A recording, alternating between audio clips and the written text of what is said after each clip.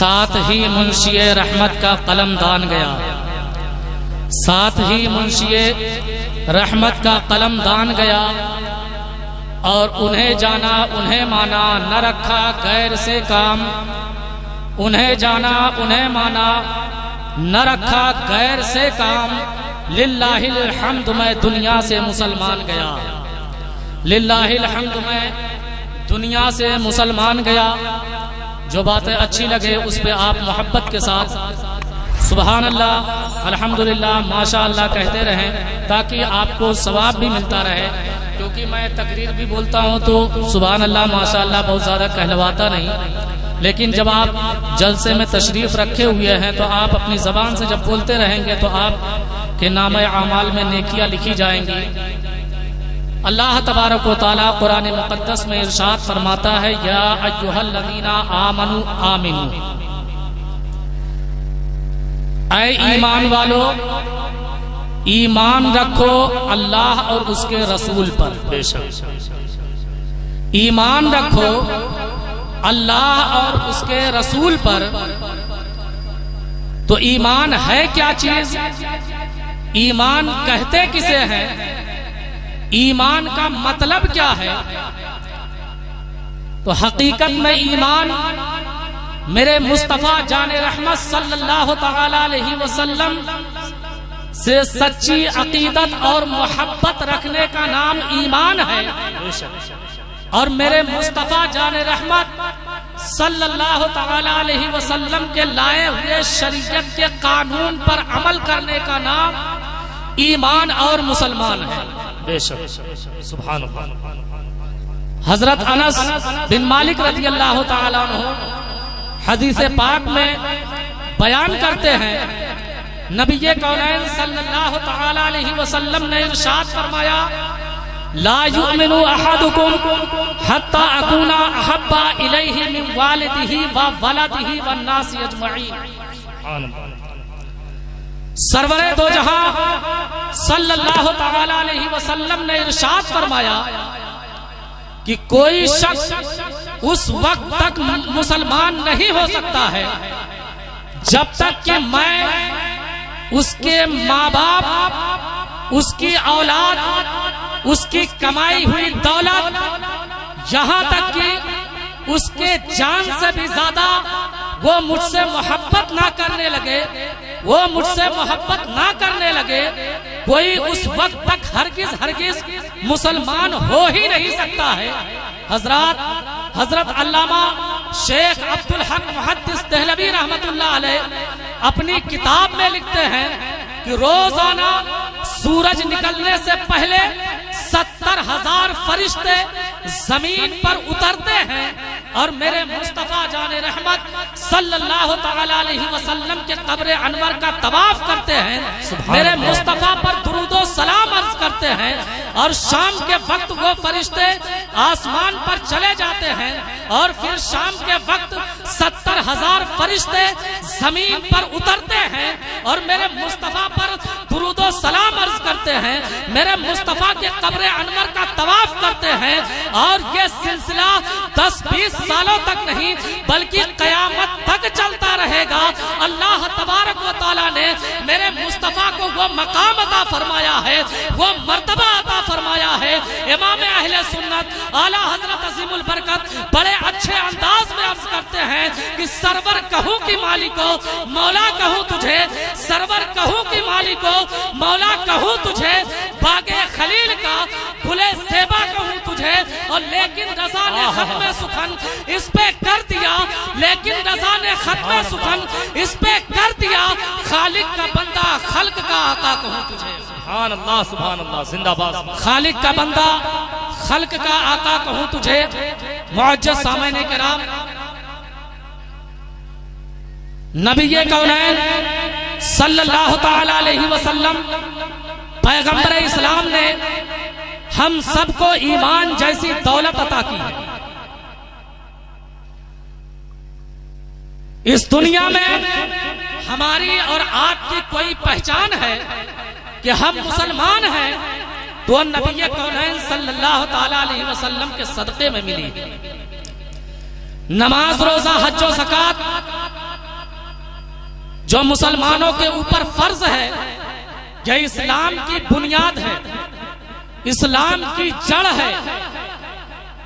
मगर मुसलमानों के ऊपर एक और भी फर्ज है, और उस फर्ज का आगाज लफ्ज़े इकरा से हुआ था। बेशक। और यही मैं पैगाम भी गालिब शहीद के मुसलमानों को देना चाहता हूं कि उस फर्ज का आगाज लफ्ज़े इकरा से हुआ था। आज उस फर्ज को मुसलमान भूलता जा रहा है। वो फर्ज जिसका आगाज लफ्ज़े इकरा से हुआ था, यानी पढ़ने के लफ्ज से हुआ था, इल्म को हासिल करने से हुआ था, पूरी दुनियाए इंसानियत को इंसान बनाने से हुआ था। क्या मतलब? मतलब ये है कि नमाज पढ़ने का हुक्म बाद में आया है, इल्म हासिल करने का हुक्म पहले आया है, रोजा रखने का हुक्म बाद में आया है, इल्म हासिल करने का हुक्म पहले आया है, ज़कात देने का हुक्म बाद में आया है, इल्म हासिल करने का हुक्म पहले आया है, हज करने का हुक्म बाद में आया है, इल्म हासिल करने का हुक्म पहले आया है, और यहाँ तक कि माँ बाप की फर्मा बरदारी का हुक्म बाद में आया है, इल्म हासिल करने का हुक्म पहले आया है। और जो चीज पहले आई हुई है, आज मुसलमानों के अंदर सबसे ज्यादा उसी चीज की कमी नजर आ रही है, यानी इल्मे दीन की कमी नजर आ रही है। और सिर्फ इल्मे दीन ही की कमी नहीं नजर आ रही है, बल्कि इल्मे दुनिया की भी कमी नजर आ रही है। इल्मे दुनिया में भी मुसलमान पीछे है।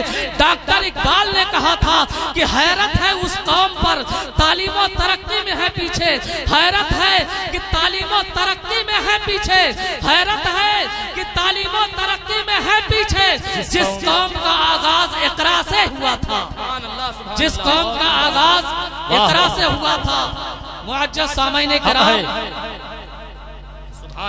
इसलिए ऐ मुसलमानों, हालात को समझो, अपने अंदर बेदारी लाओ और शरीयत मुस्तफा सल्लल्लाहु तआला अलैहि वसल्लम के कानून पर मजबूती के साथ खड़े हो जाओ।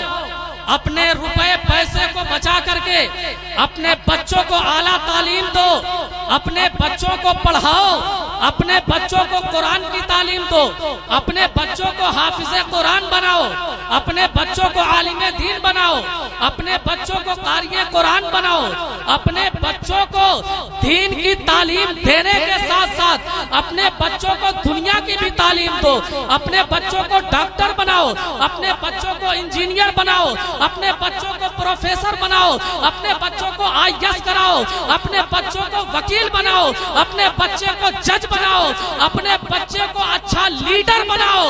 अगर तुम्हारा बच्चा पढ़ने में कमजोर है, उसका पढ़ने में दिल नहीं लगता है, तो अपने रुपए पैसे को बचा करके बिजनेस करा दो।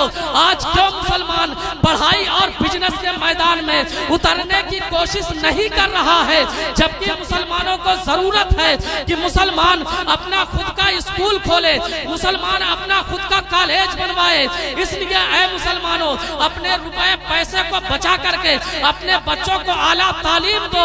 अगर आप अपने बच्चों को दुनिया की तालीम दोगे तो आपकी दुनिया संवर जाएगी, मगर अगर आप अपने बच्चों को दीन की तालीम दोगे तो आपकी दुनिया भी संवर जाएगी और आपकी आखिरत भी संवर जाएगी। डॉक्टर इकबाल ने कहा था कि इकाबी रूह जब बेदार होती है जवानों में, इकाबी रूह जब बेदार होती है जवानों में, तो नजर आती है उसको अपनी मंजिल आसमानों में, तो नजर आती है उसको अपनी मंजिल आसमानों में। बस आखिरी बात कह करके मैं आपसे रुखसत हो रहा हूँ। हजरात, इस्लाम की तारीख और हिस्ट्री ये बोल रही है कि पहले के मुसलमानों ने अपनी मेहनत के जरिए से, अपने इल्म के जरिए से, अपने रिसर्च के जरिए से पूरी दुनियाए इंसानियत के लिए बहुत बड़ा कारनामा अंजाम दिया था। डॉक्टरी पर अल कानून जैसी लिखी जाने वाली किताब, जिसको इब्ने सीना ने लिखा है, वो शख्स भी मुसलमान था। अब्बास इब्ने फरनास, जो बगैर किसी टेक्नोलॉजी के पर लगा करके हवा में उड़ने का तसव्वुर दे करके एरोप्लेन और हवाई जहाज बनाने का जो तसव्वुर दिया है, वो शख्स भी मुसलमान था। और फातिमा नाम की एक मुस्लिम खातून है, जिन्होंने सबसे पहले यूनिवर्सिटी कायम करके पूरी दुनिया इंसानियत को पढ़ने के लिए, इल्म हासिल करने के लिए ये तसव्वुर दिया था, वो खातून भी मुसलमान थी। हजरात, हमारे बुजुर्गों ने जिस तरीके से मेहनत करके मजहब इस्लाम के परचम को बुलंद किया है, मुसलमानों के नाम को रोशन किया है, जरूरत इस बात की है कि आज हम भी अपने बुजुर्गों के फरमान पर अमल करें, अपने बच्चों को पढ़ाएं और अपने बच्चों को पढ़ाने के साथ साथ अपने बच्चों को अच्छा इंसान बनाएं। एक शायर ने कहा था कि मंजिल से आगे बढ़कर मंजिल तलाश कर, मंजिल से आगे बढ़कर मंजिल तलाश कर, मिल जाए तुझको दरिया तो समंदर तलाश कर, मिल जाए तुझको दरिया तो समंदर तलाश कर। और हर शीशा टूट जाता है पत्थर की चोट से, हर शीशा टूट जाता है पत्थर की चोट से, वो पत्थर ही टूट जाए, वो शीशा तलाश कर, पत्थर ही टूट जाए, वो शीशा तलाश कर। और सजदों से तेरे क्या हुआ, सदियां गुजर गई, सजदों से तेरे क्या हुआ, सदियां गुजर गई, दुनिया तेरी बदल दे, वो सजदा तलाश कर, दुनिया तेरी बदल दे, वो सजदा तलाश कर। और ईमान तेरा लुट गया रहसन के हाथों से, ईमान तेरा लुट गया रहसन के हाथों से, ईमान तेरा बचा ले वो रहबर तलाश कर, ईमान तेरा बचा ले वो रहबर तलाश कर। और हर शख्स जल रहा है अदावत की आग में, हर शख्स जल रहा है अदावत की आग में, उस आग को बुझा दे वो पानी तलाश कर, उस आग को बुझा दे वो पानी तलाश कर।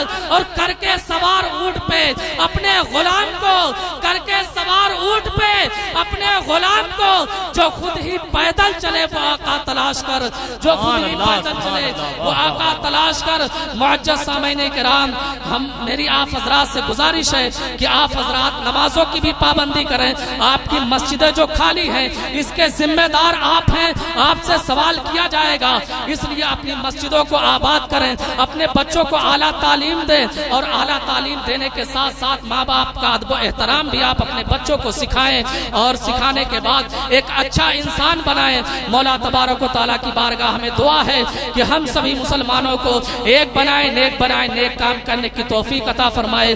कोई गुल बाकी रहेगा ना चमन रह जाएगा, पर रसूलुल्लाह का दीन हसन रह जाएगा। खूब की सिर चबल फूल चुले शाद रहे, बाग बा जाता हूँ मैं, गुलशन तेरा आबाद रहे।